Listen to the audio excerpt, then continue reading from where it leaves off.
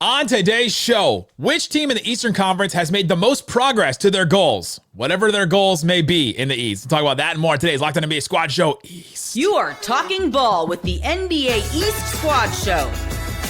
From the Celtics to the Bucks, the Knicks to the Heat, and everyone else in the East. The local experts of the Locked On Podcast Network bring you all the scoops, breakdowns, and the most comprehensive look at the Eastern Conference. Trash talk and big takes included. No holding back, we're giving the green light. It's time to talk NBA East. And welcome, you are locked onto the NBA Squad Show East. My name is Nick Angstadt, host of Locked On NBA. This is the Squad Show where we take over the feed of your favorite Locked On show. It's an open invite for any host to join, talk about any teams they want in the Eastern Conference and anything they want in the Eastern Conference. Joining me today, Pat the designer, Locked On Bulls. Feels good to be under the Locked On NBA umbrella again. Joining from Locked On Pistons, the great Khahil. And from Locked On Wizards, Brandon Scott. Guys, we may end up somewhere completely different, but today we're going to start with this. Which team in the Eastern Conference has made the most progress towards their goals this season? It could be any kind of goals. We got Brandon Scott from Locked On Wizards. Different goals than like the Cavs have or the Celtics have for sure.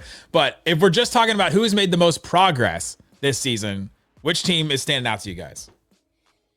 I mean, for me, the team that I think is really taking the biggest step has been the Cleveland Cavaliers. They're number one in the Eastern Conference right now, offensively and defensively. I think the offensive and defensive side of the ball taking such a jump to the point where it's like, oh, that actually looks consistently like what we saw from the Boston Celtics, who looked like a championship level pretty much all season. I think that's actually impressive to see. Donovan Mitchell gave credit to, the spacing that they've been able to add in there with Evan Mobley actually being able to knock down the three ball a little bit more. I think that has taken that team to the next level. I think they're the team that probably most people are surprised has reached this goal as quickly as they have, especially when, Nick, you remember when me and you were doing Locked On NBA, a lot of the conversation around Donovan Mitchell was like, he does not want to be there. He does not want to be a part of this. He's going to be gone for sure. He's ready to be gone. Who's he going to?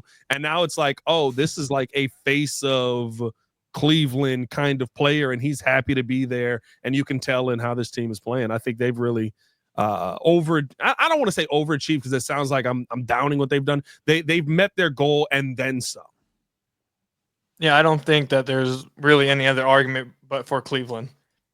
Most progress towards their goal. I mean, this is a team that wanted to be known as like a championship contender, actually be considered a team that could actually win the NBA championship. And I feel like before this year, they had a really good team. Obviously, a lot of people, I feel like, respected them, but I don't think anyone really considered them, or at least most people didn't consider them a legit championship contender where that you could see them beating Cleveland, or not beating Cleveland, beating Boston, or even at one point Milwaukee. And now at this point, I feel like they're probably considered by many the best team in the NBA, them OKC, and have a legit chance. A lot of people, I assume, will be taking them to get to the East or get to the NBA Finals. So I think it has to be Cleveland. I don't really see another team in the East that comes close to Cleveland in that regard. Does anybody think they are going to get there? Brandon, you feeling good about them actually getting to the finals? Absolutely. I think they have all the right pieces in the right places. I mean, they got veteran, they have the young guys. I mean, Donovan Mitchell's playing at a high level. I mean, to me, now obviously all roads go through Boston. Let's be real. They're going to have to beat Boston to get there. I mean, you got to face that test, but I think this is the year where they could finally go over that hump. What do we think about the addition of DeAndre Hunter? To me, it seemed like that's kind of the piece that they needed. They needed a point of attack guy, a guy that can hit some threes, maybe score some points here and there for him. He averaged 19 points a game for the Hawks. Is that an underrated move people aren't talking about enough? Because that's the the rich getting richer over there. I think absolutely. The real okay. Oh, go ahead. I think the real question is, how is he going to fit in there? We always expect this to be like 2K, right? I move a piece from one side to the other, and it just everybody fits perfectly, and here we go. DeAndre Hunter doesn't come in there as the number one option or the number two option in this scenario. I think you still look at some of the guys who he's got to kind of find his way to where he fits in. Now, do I think he's a great player? Do I think he accentuates a lot of what Cleveland needs? Do I think that he adds a lot of especially the outside shooting on a consistent basis that they need? 100%. But it really is about kind of how do you fit in and what kind of player are you when if we're being honest, I would assume you're getting less shots now because you're in a very different kind of lineup. You're in a lineup where Evan Mobley is still a key piece, a part of that offense. Donovan Mitchell is going to be the number one. Garland's always going to be a scoring option on that team. How do you fit in when now you don't get the 15 to 18 shots per game that you may have had an opportunity to get down in Atlanta? But I think that's the point, though. He doesn't have to be the guy. Like, you have a guy who brings versatility. He can play the 3, play the 4. A guy who can definitely be a microwave scorer off the bench. I mean, I think he fits Cleveland because he doesn't have to be that guy. I mean, you already got a starting 5 where they're going to, bear the brunt of the offensive pressure. Now, I think he's perfect coming off the second unit because of the very reason. He doesn't have to be that guy. He can come right in, be that versatile guy who can slide into the small forward or power forward position. So I think he's probably one of the best under the radar moves at the deadline, in my opinion. If we're talking about teams that have made the most progress, I think a host that is representing a team here has the case for the most, because the Detroit Pistons, we should be talking about them a lot more, going from what they were last year. I mean, the conversations you and I had, how do I keep covering this Pistons team? They just lost 27 games in a row. And now they're 6th in the East right now with a couple game lead on the play-in right now. How have the Pistons gotten this close to their goals and their progress and turned it around this much? I mean, obviously, Cade has taken yet another step towards being one of those legit guys. Was obviously just a part of All-Star Weekend for the first time, even though he only got to play 4 minutes. But we'll leave that for check out count minutes. Do they count minutes? They just go check out Locked On Pistons. You want to hear my rant about that? But Cade being an All-Star and taking that next step has been a huge reason why. Obviously, Trajan Langdon going out and actually providing spacing for him, where he's not playing a lineup that features James Wiseman, Marvin Bagley, Killian Hayes, and Isaiah Livers. He's not playing with. That's not the lineup that he's out there playing with. He's actually playing with legit spacing. There was the test in your voice when you're saying those names. Come on. Come on. But I think that's probably obviously the biggest reason. But then the other reason, heading into the All-Star break, they won 4 in a row. They're playing their best basketball of the year over the last month and a half, and that has a lot to do with Asar Thompson. Yeah. He's arguably been their second best player over the last month.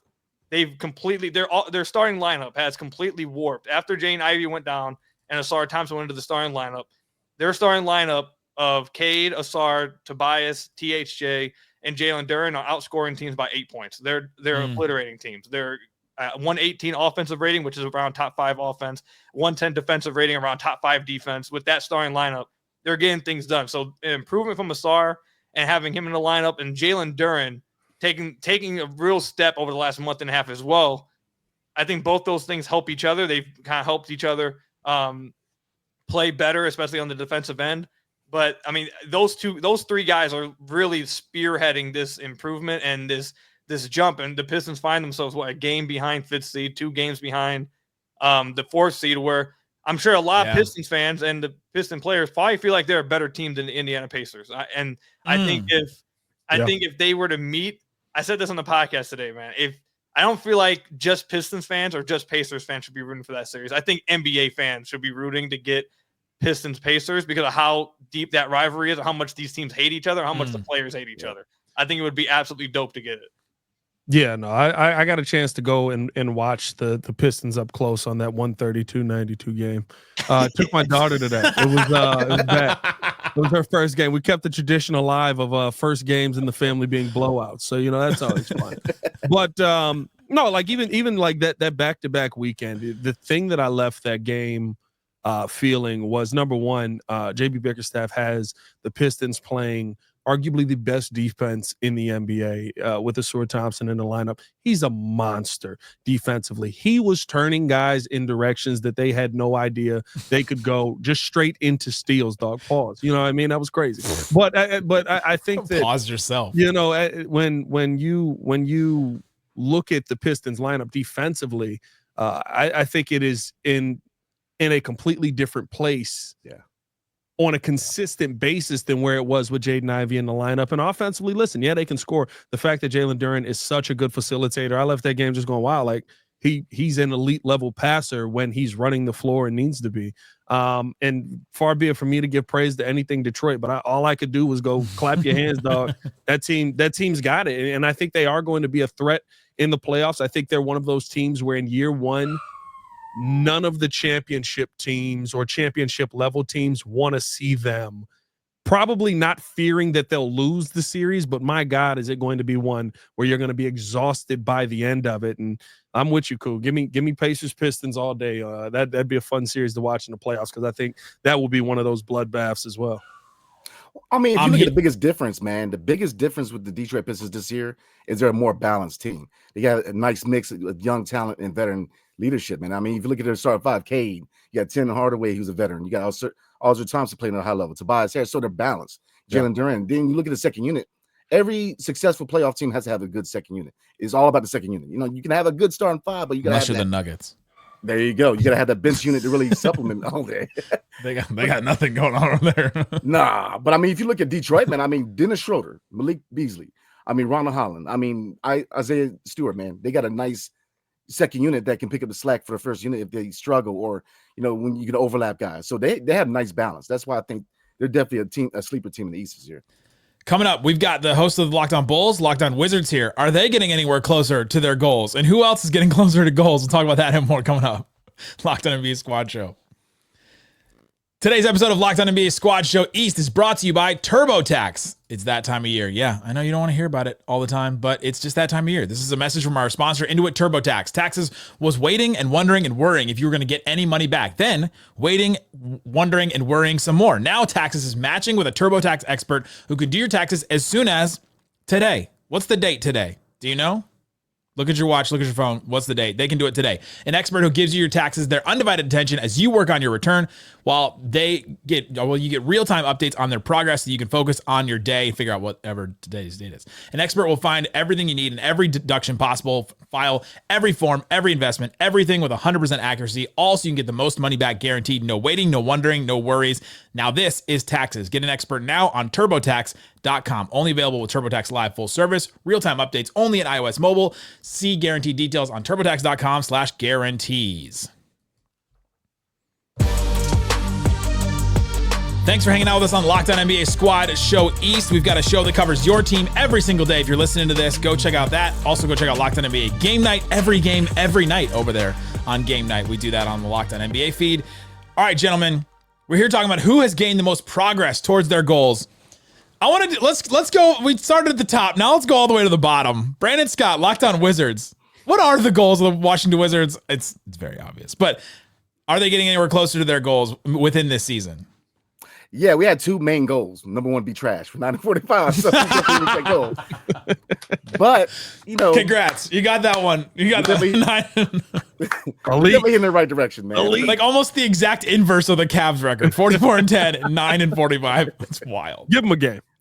Yeah, I mean, it's easy to kind of look at a record and say, "Oh, they're terrible, they're trash." But when you look kind of behind the scenes, the biggest thing is three factors, right? Development of the young talent you already have in place, that young foundation. Acquiring draft picks. We were able to get a 2025, 2026, a pick swap, and at the trade deadline. You look at young talent, Kobe Jones from Sacramento. You're looking at AJ Johnson from Milwaukee. So we're able to hit all three bases. Now, we're heading in the right direction. When you look at this young foundation, Bilal Coulibaly's ready to take that next step.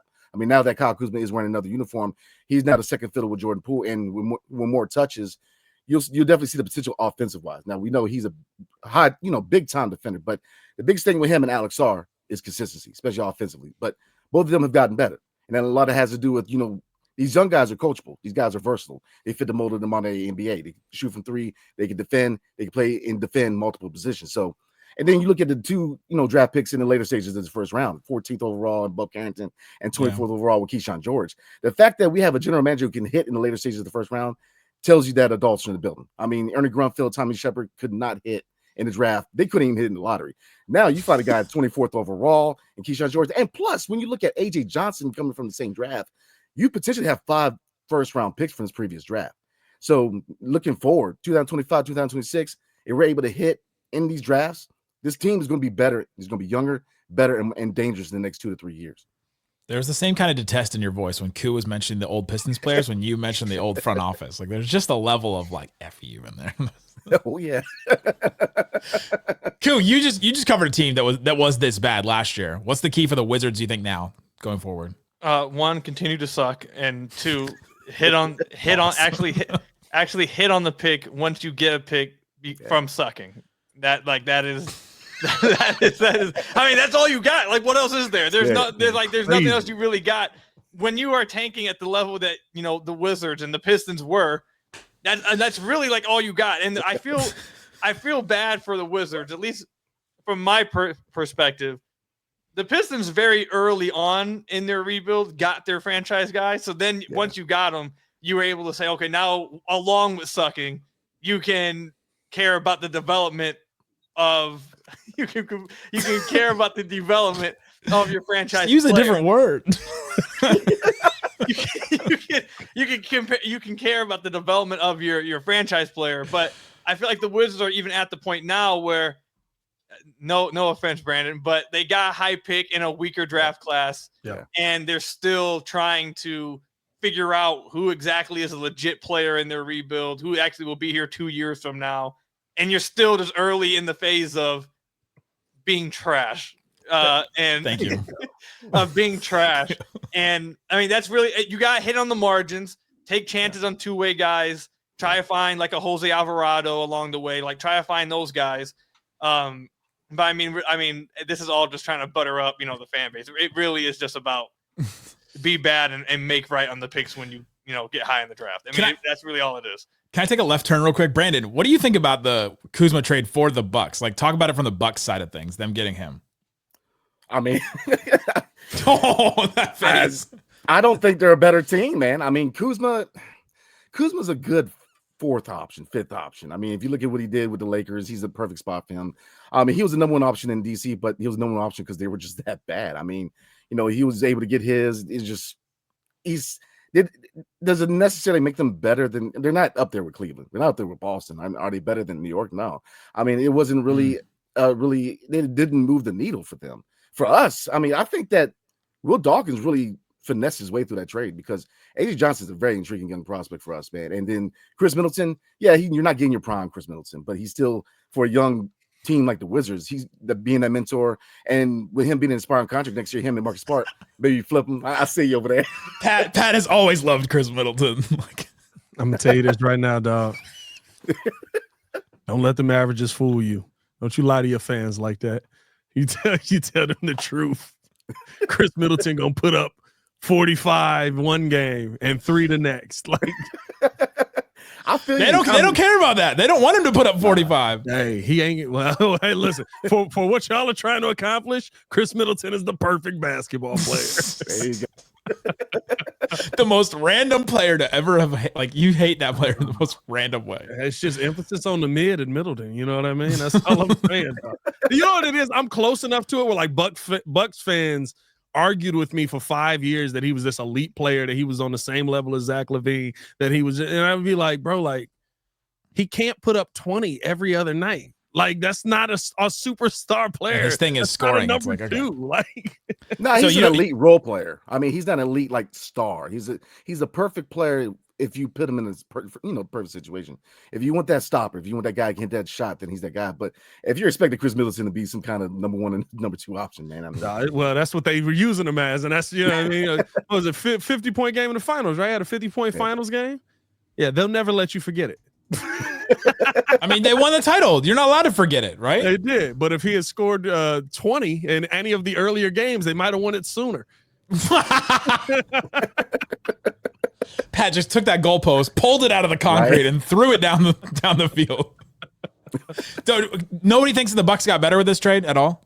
No, listen, I like Kyle Kuzma, and I've liked him for a long time. I think him going to the Bucks is a better environment for him, but Kyle Kuzma feels like empty calories to a team that didn't need a ton of offense. He's not giving you elite level defense. Nobody was complaining that the Bucks couldn't score. The problem with the Bucks was that they couldn't consistently stop anybody on the other end. I feel like you made a trade to say you made a trade and try to appease, bringing in a little more scoring, trying to be a more offensively efficient, and I think that Kyle Kuzma can bring that. But are you really addressing some of the issues with the Bucks? I'm gonna play devil's advocate here. They got younger, they got less hurt, and they got bigger. That, I think, makes a team better, at least. Is Kyle Kuzma the future of the Milwaukee Bucks? Is that no? But he's at least going to play more. I mean, Middleton. How many games has Middleton missed? He missed the first 21 games this season. He's missed a bunch of games. Like he's missed a bunch of games. I mean, agree with that. He's He's just on available. He's on the court. That's right. They got a healthy player. Yeah. I do agree. I actually agree with you. I'm gonna tell you why.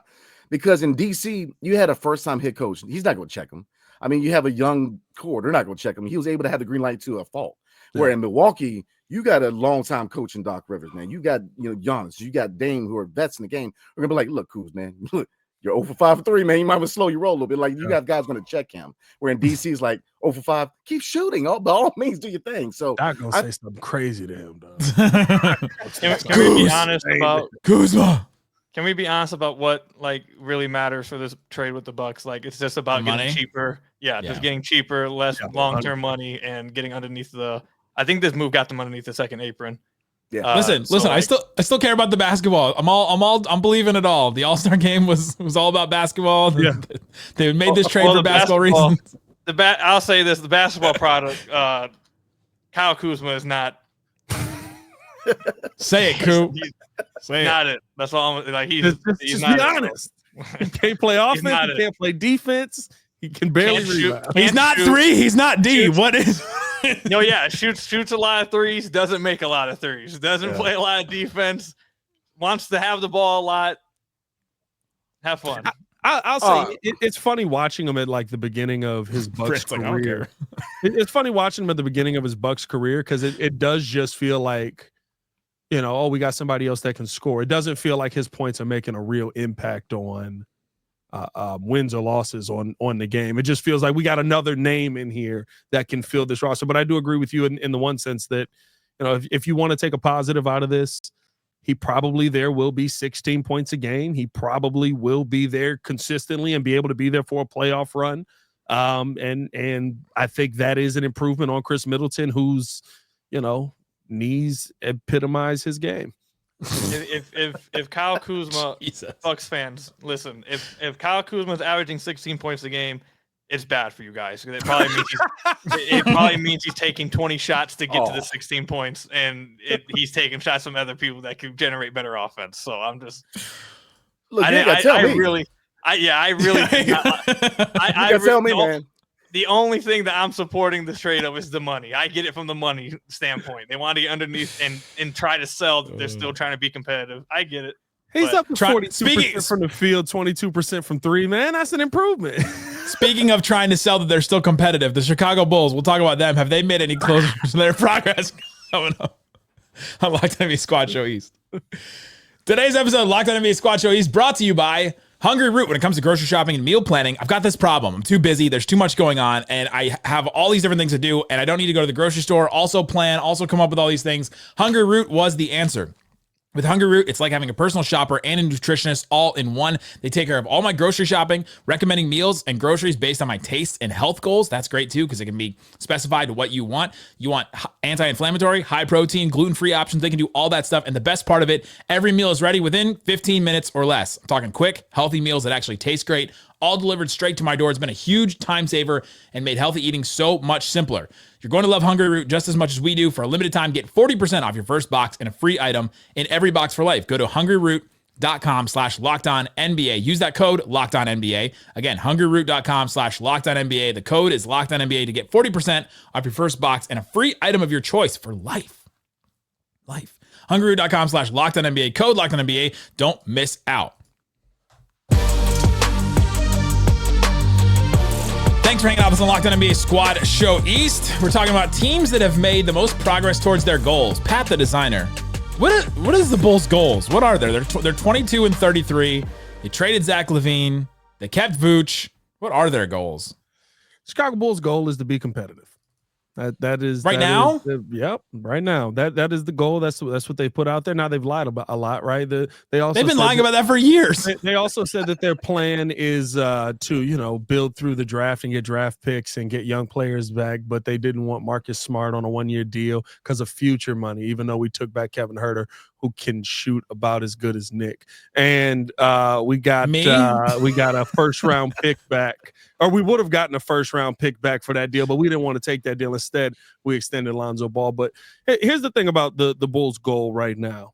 Their goal is to get lucky, just like it was for the Denver Nuggets.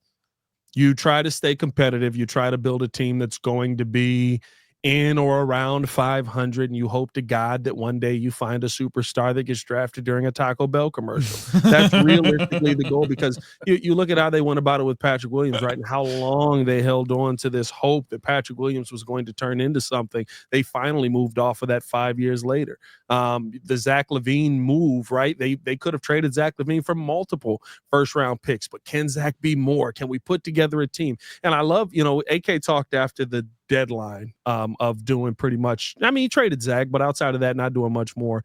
And he said there's multiple ways to build a championship team. One is to find stars and to go out there and, and then you build a team around that star. The other way is to build a team of really good players that nobody's a star, but, they all fit well together and they win a championship. There's only one team that's done that in the last, 30 years, maybe 40 years that has won a championship that way. Shout out to Khahil representing the Detroit Pistons here. Like that. That's really the only team that's ever done that. So when you look at those two options, the Bulls' goal is to get lucky and to remain competitive. And on one hand, I get it, because I'm not somebody that believes in tanking. Tanking's never won a championship. The process didn't work. There is no team that tanked and all of a sudden it was like we're NBA champions, because you have to build such a culture of losing there for so long that it takes forever for you to get the culture of losing out of there. But the Mavs just tanked and then went to the NBA Finals last year. So went to the finals. Did they win that? Last time the Bulls have been to the finals. Did I miss? No. But what I'm saying is, right, like you haven't had somebody to win. And I'd say the Mavs is probably the best example of why tanking can be successful. But outside of that, you look at this Bulls team, and the problem is you're also not doing the things to be competitive enough to be in that conversation. How Denver did it, they had teams that were, sixth in the West, fifth in the West. A couple of years, you're third or fourth, and you are being legitimately competitive. The Bulls have been a play-in team for 4 years. Since the play-in has started, the Chicago Bulls have represented. We are the play-in, dog. The face of the play-in. We are the face of the play-in. Has any other team stood out as in the East as a team that's gotten closer to their goals? We've thrown some shots at the Pacers recently. They've kind of turned it around. I think kind of the East is in a tough spot right now. We said this before we got started, right? The Pistons are kind of that team to talk about, because the Pacers, like you said, they've turned it around. But where the Pacers feel like they have so much talent and aren't achieving enough, you look at a team like the Pistons and go, oh, that's a team that's good at basketball. So like when I look at the Pacers, I want to say that they're kind of achieving their goals. But I don't ever leave those games going, wow, what an elite team. They're going to be really tough to beat in the playoffs. Like, I look at them and go, they're a team that's in the middle that is lambs being led to the slaughter. I mean, I think you'd have to consider New York. I think New York's kind of being slept on a little bit. They have the second best offense in the entire NBA. They have 36 wins, which is only behind Cleveland, Boston, and OKC. They have the same amount of wins as Memphis and Denver. They have more wins than the Milwaukee Bucks. I mean, I feel like they're a top 5 team in the NBA, and I feel like people are kind of just sleeping on them and not giving them much respect, because, I mean, I know their defense has been the back 15 of the league, but getting Cat, your offense is doing exactly what you expected to do. You get Cat, you don't get it get him because you think your defense is going to take a 10 league jump. Like, you get him because you think it's going to take your offense to the next level. And I feel like that's done exactly that. And they're doing this without, the injuries to Mitchell Robinson. They've dealt with injuries across the board at numerous times. I think once they get healthy, have OG Anunoby in the lineup, especially if Mitchell Robinson comes back at any point. Like, I think that's a team that I don't think any team in the East really wants to deal with them. I don't think you're going to probably pick them over Cleveland. Probably wouldn't take them over Boston. Like, a team getting closer to their goals. I mean, you get Cat and your team immediately becomes the second best offense in the league. Like, and you have tied for the fourth best record in the NBA, fourth most wins in the league. I mean, I think New York has done exactly or close to exactly what they've wanted this year. You talk about the Nuggets. They're the last team to win the title while having like a below average defense. It just hadn't happened very often. You had to be top 10 or at least 12. Like, you had to be close to top 10 there. New York is 18th right now in defense. And I think that's one of the reasons why people are sleeping on them a little bit. It's like, man, it's just kind of hard to see you get through a couple rounds, Brandon, like with that kind of a defense like that. Yeah, I mean, I'm actually going to throw a wild card at you guys, man. You're going to laugh at first, but I'm going to say Philadelphia. I'm going to tell you why. I'm sorry. I'm going to tell you why. Hold on. To do what? Rock with me, man. Because now they finally know the truth about their franchise. Embiid is not it. Tyrese Maxey, they're franchise guys on the roster, and it's not Joel Embiid and Paul George. They know if they're smart about this, they know what route to take from here. It's clear as day. I mean, look, Philadelphia's one of those teams where they got the cloud where they're not going to rebuild for long, but they need to rebuild. But you have a guy in place in Tyrese Maxey, and then we're talking about before, Jerry McCain. Look, Jerry McCain is a sleeper. You need to pay attention to this brother, man. He can play. So, I mean, Tyrese Maxey's put in the work, but now they're at a crossroads. They didn't make some hard decisions, man, because Paul George made out of paper. He's on more podcasts than he is in games. And then you look at Embiid, man, what he's doing is just a shame, man, as far as, sitting in back-to-backs. And, they need to trade him sooner than later. And Paul George, need to go ahead and just end that experiment right now. Tyrese Maxey is the guy that I would build around. So, like I said, right now they're trash, but, it's all about direction. And right now they're at a crossroads where they have a decision to make. You either build around Tyrese Maxey, find a young team to build around him, or continue to do what you're doing, which is not much, because Joel Embiid is, what's he going to do at this point? Yeah, Philly blow up. In my mind, a Philly blow up has to come. Like, I think not to say that you fall to the bottom of the league. I think you still can be competitive, but you've put so much effort and focus on a dude who literally started the season by saying, I'm not going to be there. Like, how can you continue to build a team around that? Like, it's tough. You know what I mean? Kawhi Leonard ended his career with that jump shot. That's kind of where this all went. Wild. Wow. Wild. Any other teams stand out? Closer to their goals. Let's talk about that Brooklyn Nets thing. No, I no, think they didn't get closer because they didn't trade. Yeah, they didn't trade Cam Johnson, so they're still. They're supposed to be trash. They didn't get closer. They won too many games. I'll ask this because I don't know if there's anybody who's gotten closer to their goal, but do y'all feel like anybody's gotten closer to Cleveland and Boston? Because you brought up the Knicks, Koo. And the defensive ability of Cleveland and Boston feels leaps and bounds too much for us to even have the conversation about the Knicks being a real title contender. Even looking out west, if you talk about them maybe getting to a title, the Thunder and Grizzlies defenses seem leaps and bounds. But did anybody get closer to the top of the East after the deadline? Oh, after the deadline? I think it's still the same as it was before the deadline. I think the only other team that I would consider is New York. I actually think Milwaukee got further away. Yeah. Is your Kyle Kuzma beef like my Middleton beef? Bro, look, this is why, like, Milwaukee, I will take if you could have told me that Chris Middleton was going to play in the playoffs, I don't see how you take Chris Middleton or Kuzma over Kyle Kuzma. This was literally just a money-saving move and hoping that the high-end upside of Kuzma eventually maybe going back to how he was in LA, maybe that comes through while you also save money. But this was more about saving money for a team that was not going to win a championship. So only one wins the title. Will it come out of the East? We'll continue to follow it all throughout on Locked On NBA Squad Show. He's defending a rookie Piston. It clicked. It just clicked. I forgot about 2012 Middleton. I forgot about that. I'm like, how do you hate somebody? What?